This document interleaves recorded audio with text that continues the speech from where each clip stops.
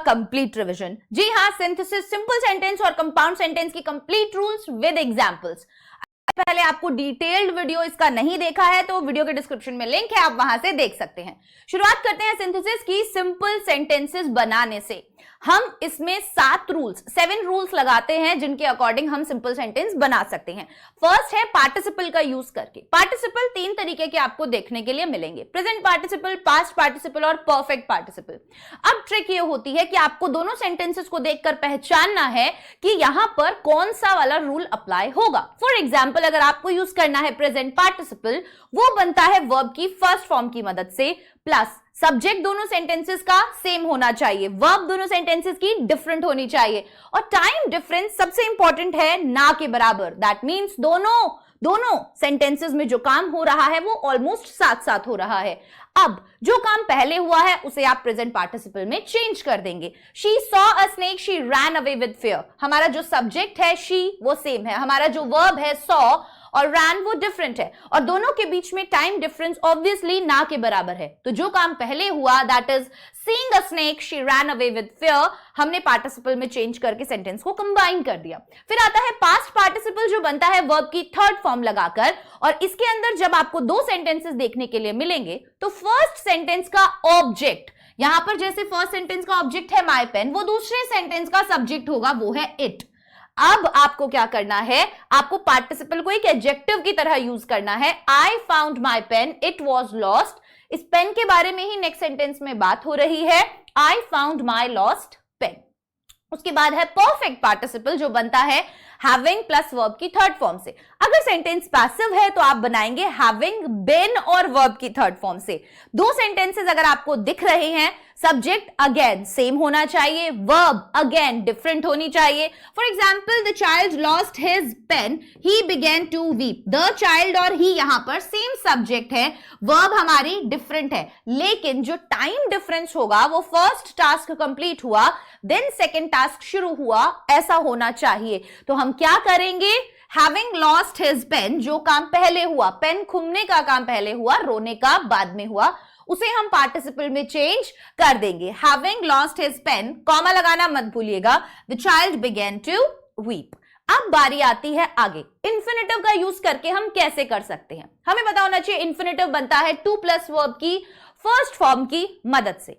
अब आप जब सेंटेंस देख रहे हैं दोनों, तो उनमें रीजन और रिजल्ट आपको दिखना चाहिए। For example, he took a knife, he wanted to kill the hen।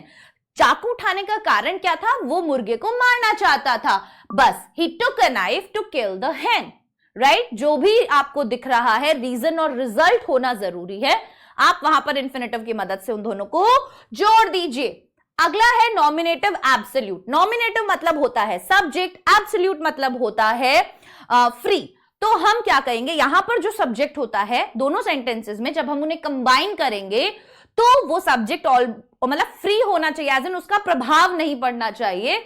Subject दोनों सेंटेंसेस के अलग होने चाहिए, रीजन और रिजल्ट का दोनों में क्या होना चाहिए, तालमेल होना चाहिए, और सब्जेक्ट जो है टास्क 1 का, उसे हम पार्टिसिपल के पहले रख देंगे। The teacher was absent, the boys did not work. Subject दोनों के डिफरेंट है, द टीचर और बॉयज।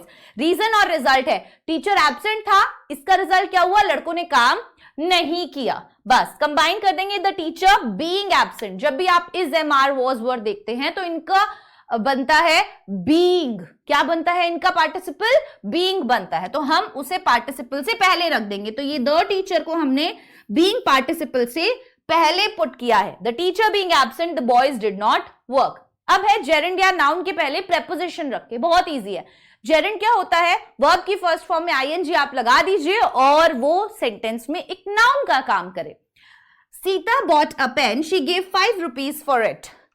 अब यहां पर नेक्स्ट वाले में यही बोला गया है कि उसने जो पेन खरीदा उस पेन के लिए ही 5 रुपए दिए, तो हमने प्रेपोजिशन लगा के इसे कंबाइन कर दिया, Sita bought a pen for 5 rupees. That's it. अब बारी आती है नाउन या फ्रेज इन एपोजिशन की। एपोजिशन मतलब होता है बगल में। आपको दो सेंटेंस ऐसे दिखेंगे जिसके अंदर पहले वाले सेंटेंस का जो नाउन है उसी के बारे में एक्स्ट्रा इंफॉर्मेशन दिया होगा। हमें उस एक्स्ट्रा इंफॉर्मेशन को उस नाउन के बगल में रखना है, दो कॉमास लगा के। जैसे Suresh is a teacher, he is very gentle. तो सुरेश एक टीचर है और सुरेश के बारे में ही बताया है कि वो जेंटल है। तो हम करेंगे Suresh comma a teacher comma is very gentle. Next है एडवर्ब या एडवर्बियल फ्रेज की मदद से। जब आपको दो सेंटेंसेस दिखाई दे, जैसे the student read the book, he read it in a hurry.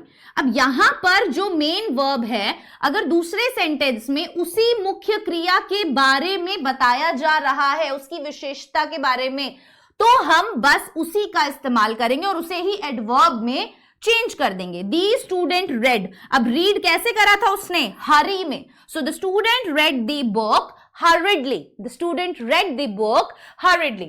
अब है एडजेक्टिव का यूज करके। एडजेक्टिव जब दोनों वाक्यों में से किसी एक वाक्य में एक विशेषण का प्रयोग किया गया, जैसे a boy came to my office, the boy was blind. विशेषण क्या है? ब्लाइंड। ब्लाइंड किसके बारे में इंफॉर्मेशन है? बॉय के बारे में। कुछ नहीं करना है, उस ब्लाइंड को उठा के जिसके बारे में वो बता रहा है उससे पहले पुट करना है। तो ये हो जाता है एडजेक्टिव का यूज करके कंबाइन करना। A blind boy came to my office. ये हो गए सिंपल सेंटेंसेस के रूल्स कंप्लीट। अब बारी आती है कंपाउंड सेंटेंस की। कंपाउंड के अंदर चार तरीके के कोऑर्डिनेटिंग कंजंक्शंस का आप यूज करते हैं। Cumulative, alternative, adversative, illative. Cumulative दो कॉमन नॉर्मल आइडियाज को जब आपको ज्वाइन करना हो। एडवर्सेटिव जब आपको कोई कॉन्ट्रास्ट वाले ऑपोजिट आइडियाज को ज्वाइन करना हो। ऑल्टरनेटिव जब आपके पास चॉइसेस हो, ऑप्शंस हो। और इलेटिव जब आपके पास परिणाम बताने वाले कोई भी दो वाक्य हो जिनमें परिणाम बताया जा रहा हो। अभी देखते हैं। क्यूम्युलेटिव जोड़ बताने वाले, एंड का यूज कर सकते हो, एज वेल एज का यूज कर सकते हो, बोथ हैंड का यूज कर सकते हो, नॉट ओनली बट ऑल्सो का यूज कर सकते हो। अलग अलग टाइप से बन सकते हैं सेंटेंसेस। जरूरी नहीं है कि केवल एंड से ही बनेगा, दूसरे से भी बना सकते हो, वो भी ठीक है। ठीक है, सबसे इजी होता है आप एंड की मदद से बना दो, सिंपल है, कोई ज्यादा प्रॉब्लम होगी नहीं। क्यूम्युलेटिव जैसे he took my pen yesterday, he returned it today. He took my pen yesterday and he returned it today. That's it. Next है विरोध बताने वाले, कॉन्ट्रास्ट है, ऑपोजिट है दोनों चीजें, तो आप बताएंगे बट, येट, स्टिल। राइट, जैसे he is ill, he works hard. अब बीमार है तो हार्ड वर्क कैसे कर सकता है, लेकिन करना चाहिए। राइट, तो दोनों कॉन्ट्रास्ट है, ऑपोजिट आइडियाज है, हम इन्हें ज्वाइन कर सकते हैं। He is ill, still he works hard. Next है ऑल्टरनेटिव, विकल्प है तो आइदर और, नाइदर नॉर, ऑब्वियसली आपको मालूम है इनका यूज करके। तो चॉइसेस है, ऑल्टरनेटिव्स है, ऑप्शंस है, तो हम इनका यूज करते हैं। जैसे come in time, do not come at all, either come in time और do not come at all. Last है इलेटिव, परिणाम बताने वाले कंजंक्शंस, सो या देयरफॉर। जैसे उसने पढ़ाई छोड़ दी क्योंकि उसके पास पैसा नहीं था, बस इसीलिए, क्योंकि, चूंकि।